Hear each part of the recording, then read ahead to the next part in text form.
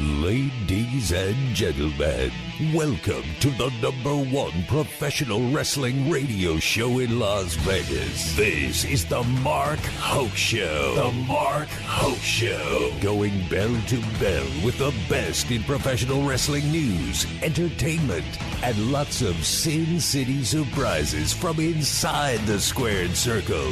Now, let's get to all the exciting pro wrestling action and bring on the host. Here is Mark Hoke. All right, everybody, what's going on? Welcome back. Hour number 2 of the Mark Hoke Show here on KDAWN. We are very excited to have you with us on what has been an incredible week of pro wrestling, and it ain't over yet. No siree, Bob. A lot going on as we get ready for NXT No Mercy tonight. AEW All Out coming up next Saturday. But so much going on has been absolutely ridiculous. And I am very excited that I get to break up. You got to listen to me for a good hour. And now I'm going to bring in one of the coolest guys in pro wrestling media. I am thrilled that I finally got around to ask him to come on the show. Of course, he's the creator of the True Heel Heat podcast. You can see him on Fightful Overbooked, Sportskeeda, WrestleTalk. This man is everywhere. And when he's on a show, you know it because he is absolutely amazing. Let's get him in here right now. Welcome in SP3 in the house. What's going on, my friend?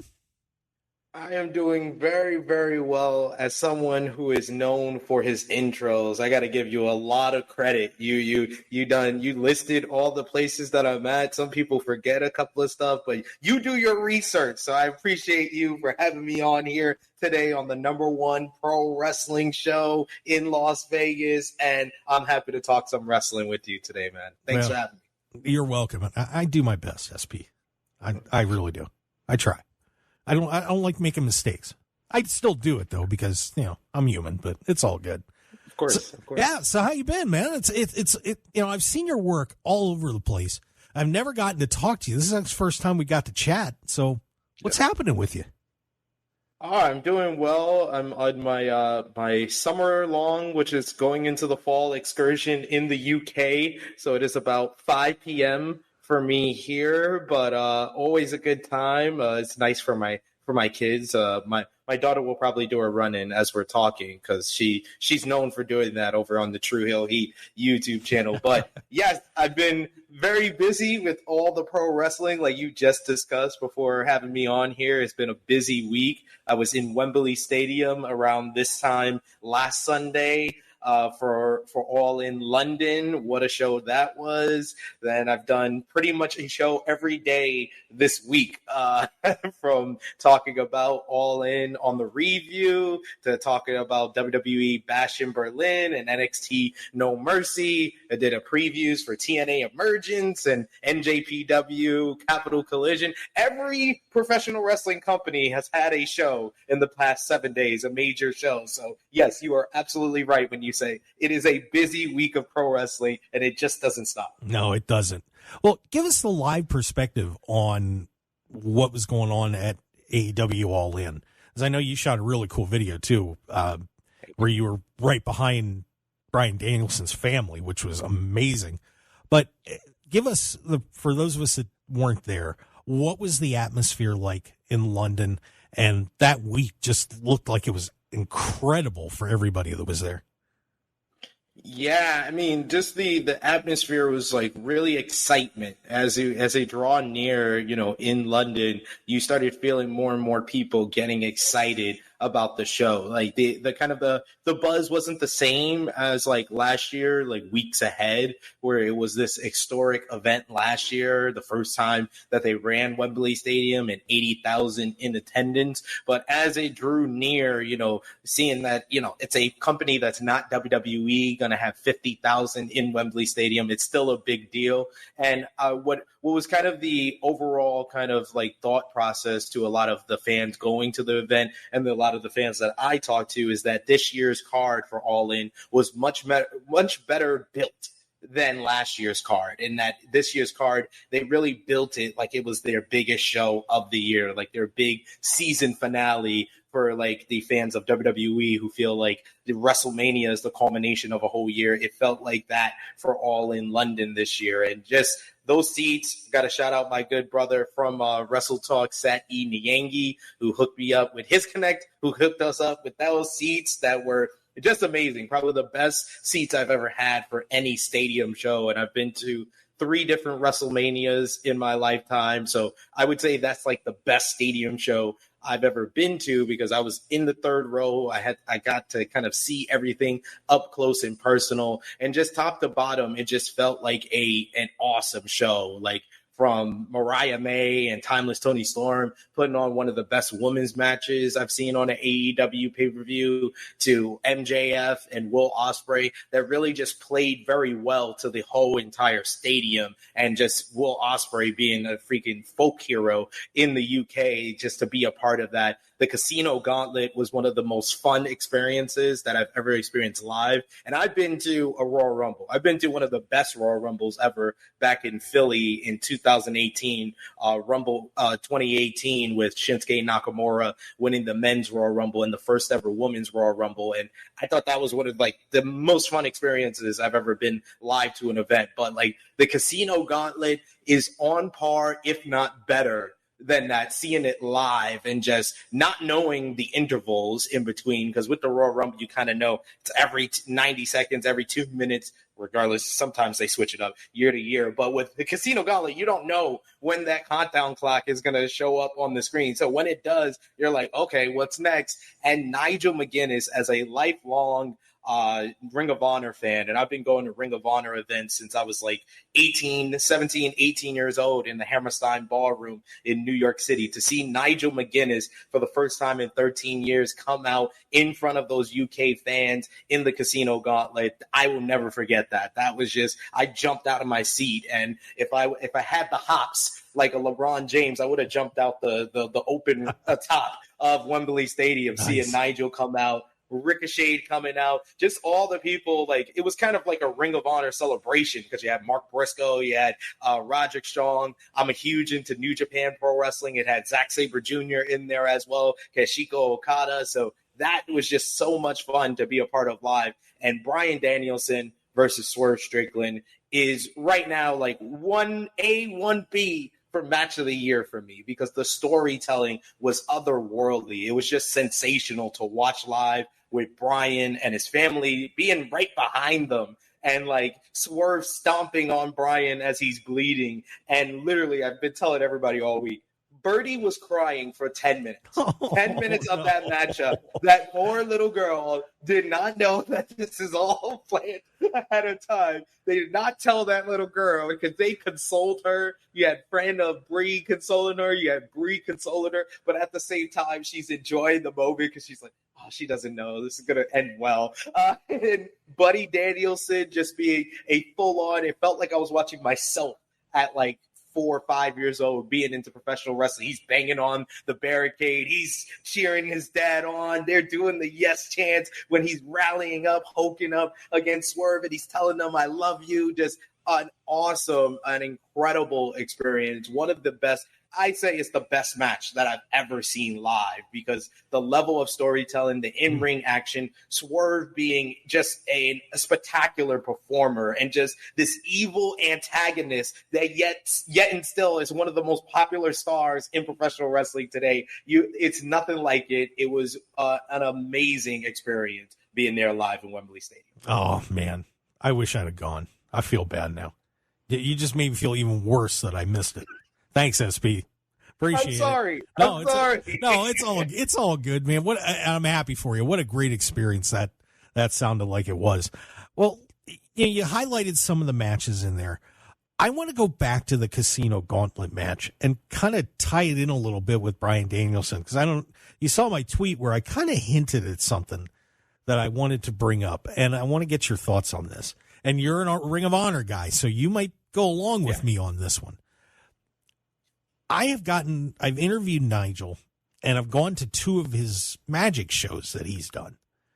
And both times that I've been there, number one, when he does that show, I don't want to give much away, because you got to go see it if you haven't seen it. But he bangs on Bryan Danielson that whole time. He does. He rips him apart. and talks about, the stories about, how he revealed an injury and Bryan didn't, and how that changed the trajectory of their lives. And, it's just, and, there's the whole story with Bryan is so deep now, especially, you hear the commentary that he's just tearing him apart. And at the same time, he loves Christian, right? He loves him. He does. He loves Christian Cage. The guy that decked him in the Casino Gauntlet match. We've heard rumors about, they want to maybe give the world championship to Darby Allin. I don't think they should do it. And here's my thought. We've got a big show for World's End coming up at the end of the year, and they're going against the WWE House Show. How awesome would this be to have Nigel against Bryan Danielson at World's End? With all the history behind them. And if you don't know that, they had these massive matches in Ring of Honor where Nigel just could not win the world championship off of Bryan, including an Iron Man match. And seeing the shape that Nigel was in, by the way, he looked fantastic. Yeah. I say Iron Man match between the two of them at World's End. And Nigel wins. And then Christian, his buddy, the man he loves so much, cashes in on him with that Casino Gauntlet title shot and spoils the whole thing, setting up a feud between the two of them at World's End. I think that would be a full circle moment for the two of them. And honestly, I think they've been setting something like this up, because I was trying to figure out, well, why did Christian win this? Well, maybe that's it. Maybe that's the reason. So what do you think about that possibility, SP? I mean, that would be very interesting, and I'm not gonna shoot down anything that involves another Bryan Danielson versus Nigel McGuinness matchup. I've had the privilege of seeing them live in the Hammerstein Ballroom go at it in the past. I've watched all their matches in Ring of Honor when Bryan was the champion and when Nigel was the champion. So I don't mind that at all. Me, myself, my preference is that you got to do that matchup in the UK, in London. Like, I don't know if you want to wait 2 years for All In 2026, but I feel like maybe that is the place in Wembley Stadium where you can probably get maybe an extra 10,000 people and make it 60,000 in Wembley Stadium in 2 years for Bryan and Nigel going at it. Or if you want to do it next year in the UK for Forbidden Door. I just have that inkling in my heart that that's the best place to have it. But like I said, I'm not going to deny having it at World's End, especially when you're competing with WWE, doing a house show just around the corner from you. You're going to need big matches. And I'm also not going to deny Christian Cage becoming the AEW World Champion, because Christian Cage, I don't know if you know this, but he is my father. He's all of our fathers, but he's my father. Oh, really? Yeah. Wow, congratulations. Yeah. Yeah. I'm very proud of that. I'm pretty proud to call him my father. But he's everyone's father, so it's okay. He has a lot of kids. But Christian Cage is also one of my favorite wrestlers of all time. I was always more of a Christian guy than I was an Edge guy. Edge and Christian is like my favorite tag team of all time. Like, that was the first heel tag team that I ever liked when I was a kid, when I was 11, 12 years old, and they're doing the 5-second poses. I remember doing it in the back of my class in 6th, 7th grade, doing the 5-second pose as the teacher turns around and writes on the chalkboard, and then sitting down before they turn around. So I've been in love with Christian Cage. I've enjoyed his run so much in AEW, because there's not a lot of bona fide heels that are not cool heels that just get heat as much as possible, go for the low-hanging fruit, but it does it in a very effective way that sometimes, someone like MJF, who I think is also an excellent heel, I don't always think that his low-hanging fruit gets him the type of heat that he's looking for, whereas Christian always hits the mark on that. So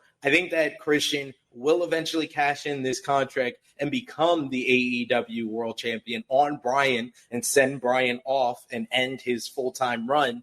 But I think it might come earlier. I think it will. I think that they are setting it up with the reports being out there that Darby Allin strongly being talked about to be the person to beat Bryan Danielson coming up at Grand Slam in Arthur Ashe Stadium.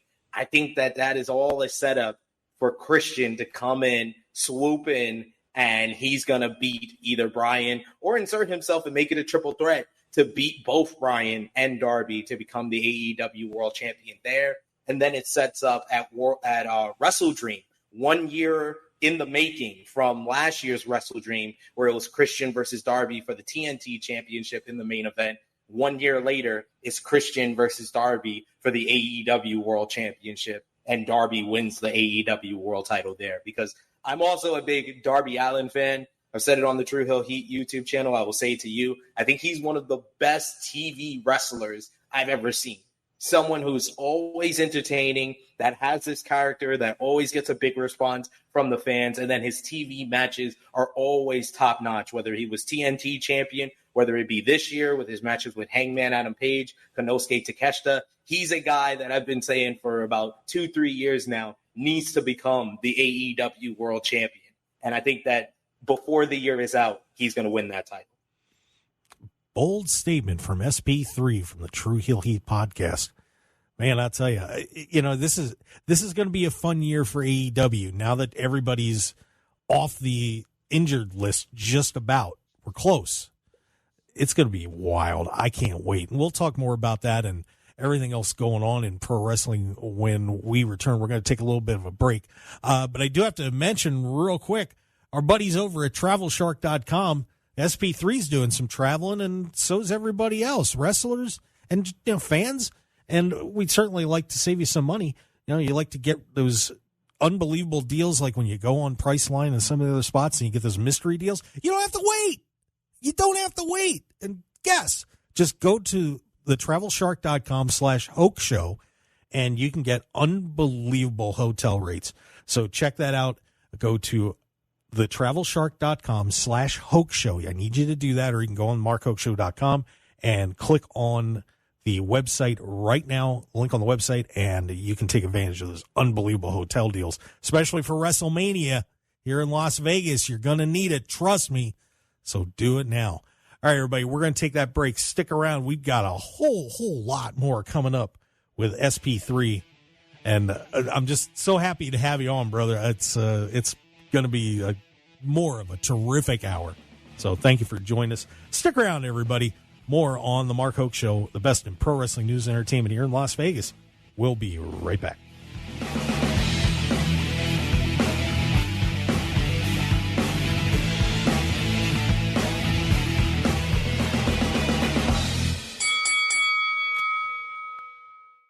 .1015 FM KDAWN.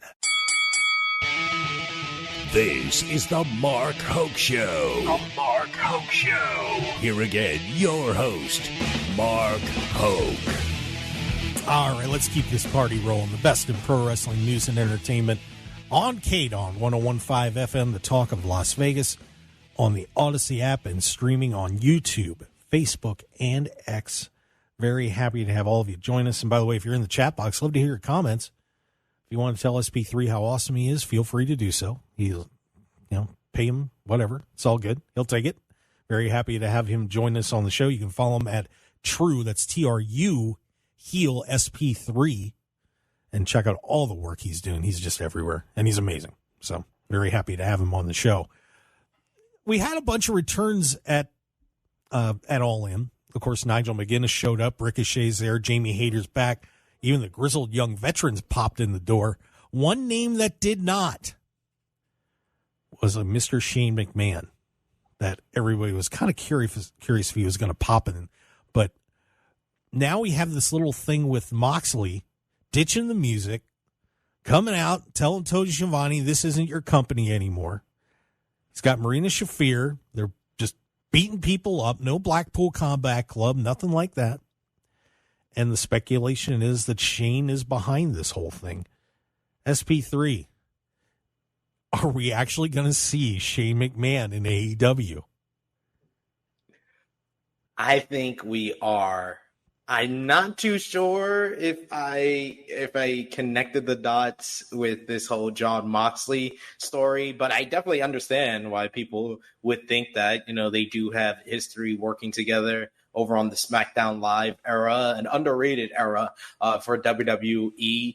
I don't know if I want to see Jon Moxley working with Shane McMahon in AEW. I think that is the main reason why I haven't connected those dots. But I'm very much intrigued by what Jon Moxley is saying with "This is not your company." I like him working with Marina Shafir, who I've watched Ring of Honor very regularly. I do the review over on Fightful's main channel with Kate. Shout outs to Kate from Fightful. And we've been seeing Marina Shafir, with squash victories and really improving her game. So I like that she's got the call up to the main AEW program and working with someone like Jon Moxley that can cut promos for her. So I'm interested, but I want to know if Mark, I know you're not used to this, but I'm going to put the question back on you. Hit me. Do you think that Shane McMahon is behind all of this? And do you want to believe that Shane McMahon is behind all of it?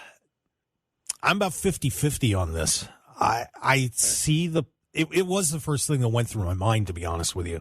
When he said that, it really did click that sounds mysterious enough that Shane McMahon would be showing up. And it's funny that guests that I've had on the show have been very torn about this, or whether they even want Shane McMahon involved in AEW at all. I think it would be a good move. It's just such an attraction for them, no matter what they do, to bring him in some role. And even if he was just doing stuff backstage and helping out, I think it would be a good influence for AEW. So I have no problem with Shane McMahon showing up. I think he's going to pop in at some point and people are going to go nuts. So I lean yes, but would it surprise me if it was? I mean, look, I don't think that you're going to have a secret meeting in an airport, supposedly a secret meeting, let a photo get out, and then nothing happens. Tony Khan doesn't do anything without a reason behind it. I guarantee you that photo does not get online unless he wanted it there. So Shane is going to be around some way, somehow. Whether this is the vehicle to do it, I'm not sure, but it would be fun. It would be a lot of fun. Yeah. There's just an interest level in seeing just to have an era in wrestling where there are no current McMahons who are working with the company, unless you count Triple H, but he doesn't have the last name McMahon. There's nobody with the last name McMahon working in WWE, yet we can see Shane McMahon walk into AEW. I think that if you would have told me that 2-3 years ago, even a year ago, I would have said, nah, that's a bold-faced lie. That's not happening. Even after the whole allegations with what's going on with Vince McMahon. Like when the first allegations came out 2 years ago, I was like, it's not going to affect Vince. He's still not. He's still gonna keep pushing and keep being on TV and keep running the show. And then the more and more allegations came out, it was just like they had no choice but to basically ask him to resign. And I think that there is just a level of intrigue that AEW doesn't have right now that Shane McMahon could bring. There are a lot of people that have been weighed off of AEW because they are right now the number two. They're number two to WWE. WWE is hotter than ever. They are the number one promotion in the world. Their on-screen product has gotten so much better with Triple H in control that they are just hot and there's no stopping them right now. Like they are just going up to the moon and they're going past the moon and through the moon basically with how successful they are. And they keep going from success to success to success. There's no way for AEW to catch them. But AEW perception-wise has been hurt by that because the interest level in them is basically like, oh, why should I watch AEW? Shane McMahon is a why. He is a reason to watch AEW because it's just like, I never thought I would see this. I never thought I would see. It's like Eric Bischoff coming on to Monday Night Raw and shaking hands with Vince McMahon. Yep. It's that type of thing. If you see a Tony Khan shaking hands with Shane McMahon on AEW programming. It's that type. Yeah, and the one thing about Shane is, from everything that I've read behind the scenes, he was really upset at his dad for a lot of this stuff that was going on. He didn't like it. Yeah. He didn't like the way the company was being run. And to have a chance to be involved in professional wrestling away from his father and to give it a shot without that shadow over him, I think he would really relish that. And I've always liked Shane. I think on screen he's been really good. I don't know about in the back sometimes. Sometimes people have said he's rubbed people the wrong way. But I have a feeling that being able to have a fresh start like that would be so invigorating for the guy that it would be a lot of fun. It really would. It's Jason Archuleta in the chat box, by the way, says, what if Shane shows up on AEW and says, I now own Ring of Honor? Imagine that, and he gets to run Ring of Honor like he always wanted to run ECW under WWE. He was the one that wanted to put ECW on like internet streaming back in the mid 2000s when they were going to bring back ECW. So yeah, I'm interested in all of that. But I feel like with this group with Moxley, I don't know if it fits too well. I think that Moxley, it should bring in like more like shooters, like Josh Barnett from Bloodsport. Yeah. Or if you want to have someone from WWE, an MVP who's been trying to dabble in Bloodsport, that would be something interesting. Bobby Lashley, who's a former MMA fighter. Oh, there you go.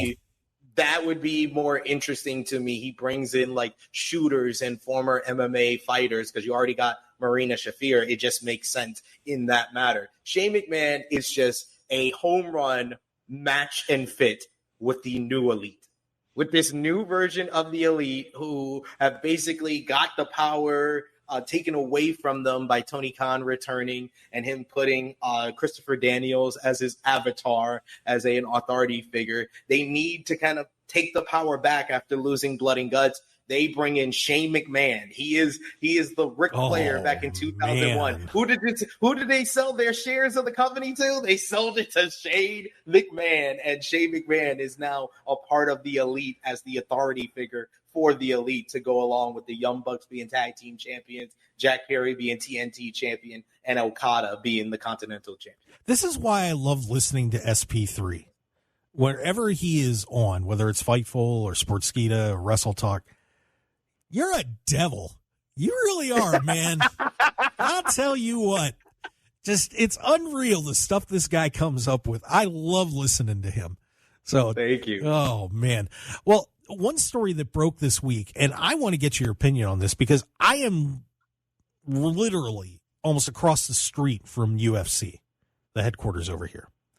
And WrestleVotes broke that story about the WWE Performance Center moving out here to Las Vegas, which would probably put it across the road from where I am right now. Fightful said no, it was more of a general statement in this meeting, but WrestleVotes is sticking by it. And I did talk to WrestleVotes. Hey, hi. I have a daughter too, but she's a little older.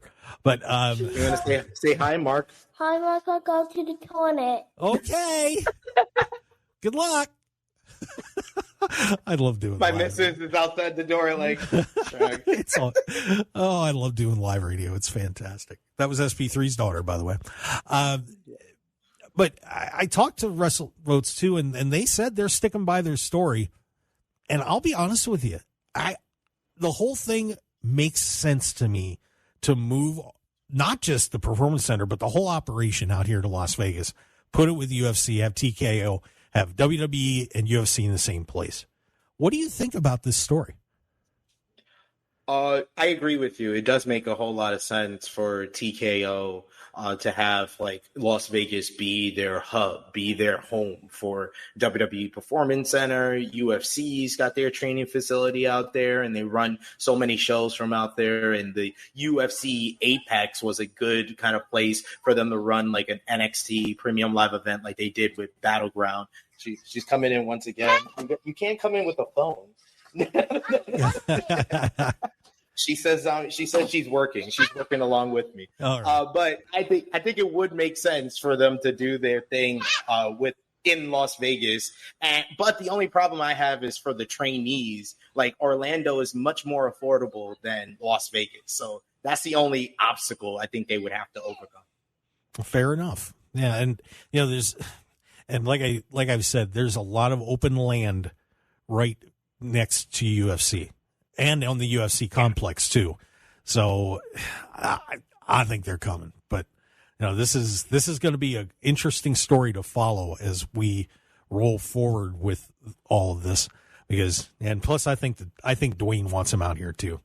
I think Dwayne wants him out here bad.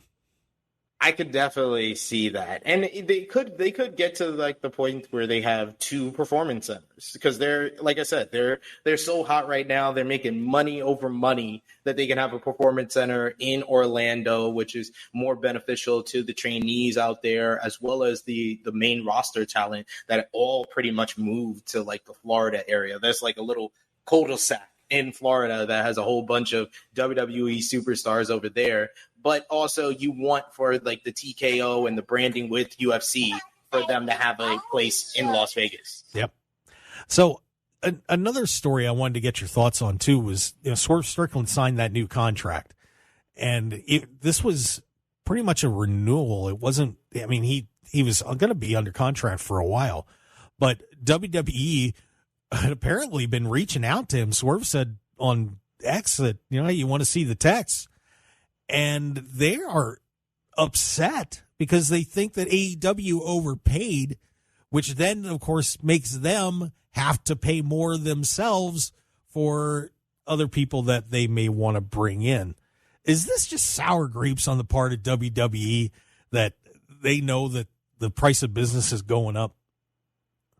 Like, people have to understand, WWE and AEW are 2 totally different businesses. AEW is privately owned by Tony Khan and the Khan family, so they're able to spend money more on talent than WWE may want to spend, because WWE is a publicly traded company and they're all about maximizing their profits and their revenue. So I think if you are to believe the report, because I got myself in a lot of trouble with my tweet when I put it out there that I was like, hating on someone getting the bag is very unbecoming. And people were like, you believe Dave Meltzer? And I'm like, I believe the fact that this is not the first time that we've heard this about WWE. WWE had leaked the reports about Mercedes Moné making a whole bunch of money and making more than they offered to her. And they felt like that was an overpay. And now they did the same thing with Will Ospreay, where you have someone like Triple H who comes out in an interview and be like, oh, he's running from the grind. He's running from the grind because he chose to sign over there to work less dates. Like, this is what WWE does. So I do think that if you are to believe the report, it is more of sour grapes. But I don't think that them putting that out there or having a leak who said that to anybody and making it news is beneficial to them, because it makes them look bad. Yeah. It makes them look bad that they are not trying to pay what these wrestlers are worth. And I am always talent first. So I'm happy for everyone getting the bag, because like I said before, WWE is hotter than ever. Tony Khan is a billionaire, and he's gonna sign a huge money deal with WBD, Warner Brothers Discovery, before the year is out. So these 2 companies are making more money than ever before. So I am all for every single wrestler making as much money as humanly possible. So I'm so happy for Swerve Strickland, who was viewed kind of as a developmental guy and a mid-card guy when he got called up to the main roster of WWE. And he is one of the big success stories of going from WWE to AEW, because there's been a bunch of guys like your Bryan Danielsons, your Adam Copelands, your Jon Moxleys, your Chris Jericho, who were WWE champions and main eventers who came over to AEW and were mainline stars that drew a lot of eyes to that company by making the jump. but there's also the people underneath who weren't stars in WWE, like the Swerve Strickland, who has become a star before our eyes in the last 2 years, whether it be his run in Swerve in Our Glory as AEW World Tag Team Champion, whether it be the feud with Hangman Adam Page that made him a main event star, and now what he's done this year with just becoming a mainstay and a main man that ended off a 4-month run as AEW World Champion with one of the best matches of the year and in company history against Bryan Danielson. Swerve Strickland deserves as much money as possible for as many years as possible. Someone like a Kevin Owens in WWE, whose contract is about to expire, he deserves as much money as humanly possible. He's one of the best stars that they have in that company, one of the best storytellers and characters, who's been busting his butt for as long as he has, for almost 10 years now in that company. He deserves to make as much money as possible. Someone like Stephanie Vaquer, who played AEW against WWE and made as much money as she could from WWE before signing with them. She deserves to make that bag. Julia, who could show up tonight at the NXT No Mercy, is able to leave Japan and become a bigger star in the United States. So I'm always happy for these people to make as much money, whether it be from WWE and AEW. I just want overall in wrestling, more wrestling fans to be like that. We need to stop being wrestling fans of 3 letters. Let's be wrestling fans of the performers who will put their bodies on the line and say, yes, they deserve as much money as these companies are going to pay. Amen to that. Amen to that. I can't stand that tribalism that happens sometimes. It drives me crazy. It's just enjoy it. I mean, this is really, I've been a wrestling fan since I was a little kid, and that's, I think I first started watching wrestling when I was 12. I'm 54 now. So I've seen all of these eras from Hulkamania on up, and even a little bit before that. I cannot remember a time where the industry has been so healthy. There have been so many talented individuals, and everybody's doing very well. Everybody.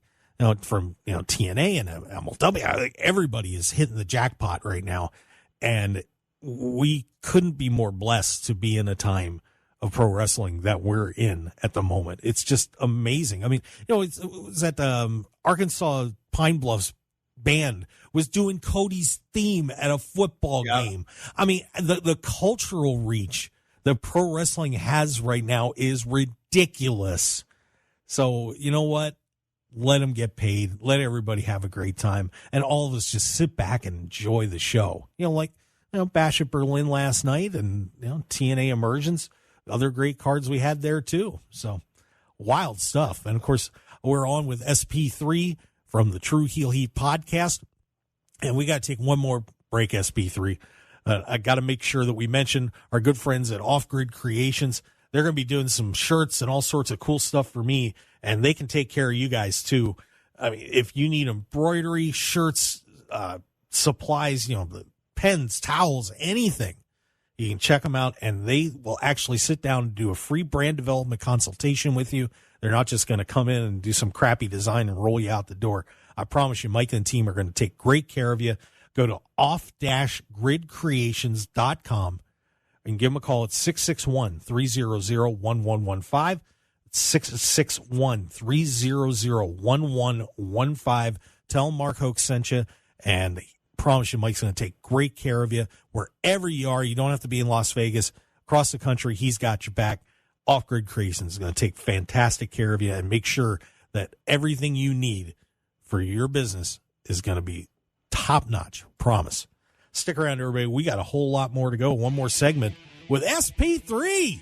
Yeah! Having an awesome time, man. Happy to have him join us.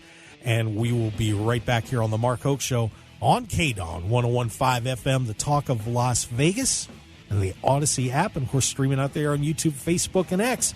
Thanks for joining us. More to come on the other side of the break.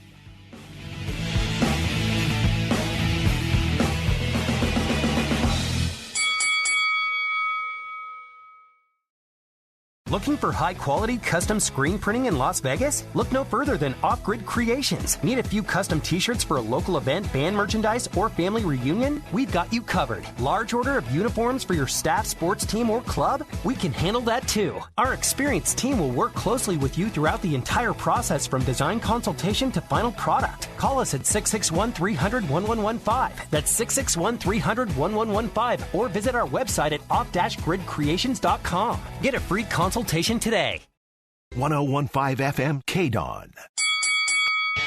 You're listening to the #1 professional wrestling radio show in Vegas, The Mark Hoke Show. The Mark Hoke Show. Now, here again is Mark Hoke. All right, let's do this one more time and wrap this thing up. Very happy to have you joining us on The Mark Hoke Show here on KDAWN 1015 FM.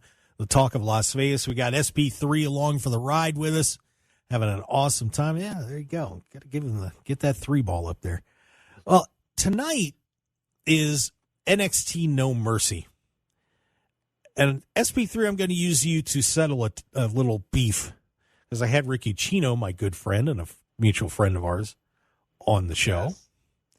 And I asked Rick, should Joe Hendry win the NXT title tonight? He said no. I said yes. Should Joe Hendry walk out of there with the NXT belt? What do you think? So if you put a gun to my head and made me choose who I think is going to win, I would say Ethan Page. But do I think your question is, do I think or do I believe Joe Hendry should become the NXT champion? And I do believe. I mean, we have not seen someone, especially outside of like the WWE, AEW bubble, as popular as Joe Hendry. People tend to forget because this run has kind of been going on for the past 2 months. But the reason why he was like the guy that everybody talked about from TNA that they wanted to see in WWE is because he got this great boost of popularity from all of his viral and online success with all of his creative songs that he's done. And the rivalry with Top Dollar, a.k.a. AJ Francis, is really the thing that put him over the top, because he came out with like 3 different songs for him, including a remix of Creed's classic, Can You Take Me Higher? Can You Please Get Fired? I mean, he's just so talented, so creative. Yes, Joe Hendry, if you're going to put the title on any guy from TNA in WWE, and it doesn't matter if it's the NXT Championship, North American Championship, any title, I do believe Joe Hendry deserves it. This is going to be fascinating to see tonight. It really is. I would understand why you wouldn't do it, but I have been saying this for a while now. Somebody's got to really jump on Joe Hendry, and I know TNA claimed that they changed their plans because of him for the World Championship there. But man, I'd just go for it. It's one of those times where you got somebody that's that hot. You have a chance to boost up the profile of NXT even a little bit more. Joe Hendry's one of those guys that has permeated pop culture. I'd do it. I'd just do it. Sorry, Ethan. I love Ethan Page to death, but Joe Hendry should be the NXT champion tonight. Your thoughts on what happened yesterday at Bash in Berlin?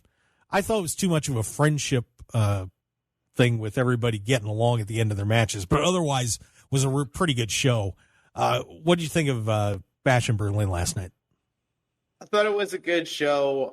I think that with WWE doing these international shows, because of how hot and ridiculously insane the crowds are, it elevates even a decent or solid show to a very good or great show. And I think that last night was a very good show, arguably one of the best B shows of the year for WWE, right up there right behind, I would think, France for Backlash. This show last night, and it featured one of my favorite WWE matches of the year. Gunther and Randy Orton was just an old school, pace well, 30-minute main event that felt like a struggle. I had never had doubt that Gunther was going to lose that matchup, but Randy Orton put on one of his best performances in years. It was an absolutely fantastic matchup.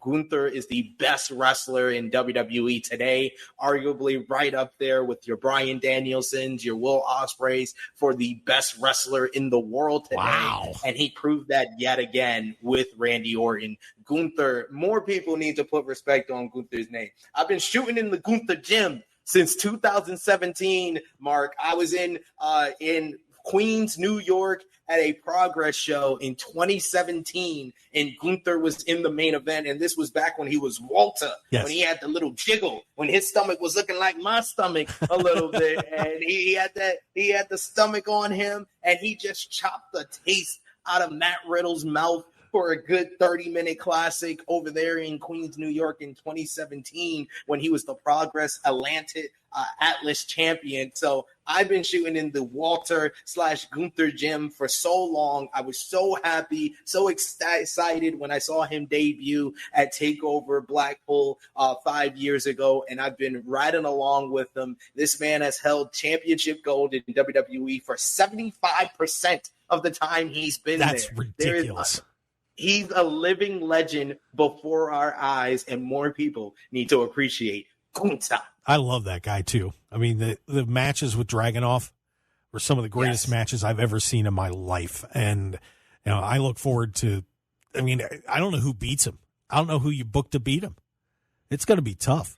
You know, we've got about I can give about 30 seconds real fast on this question. Orton and Owens, do they go bad? Are they? What's going on with these two guys? They're soft, man.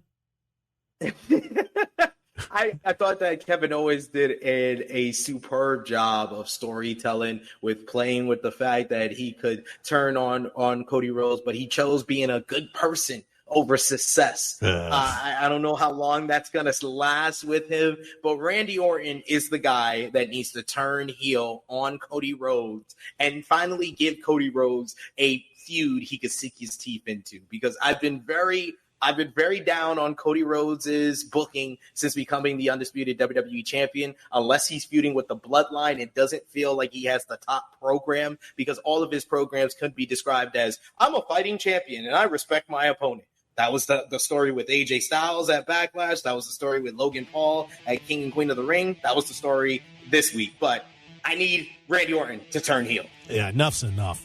Where can everybody find you, brother?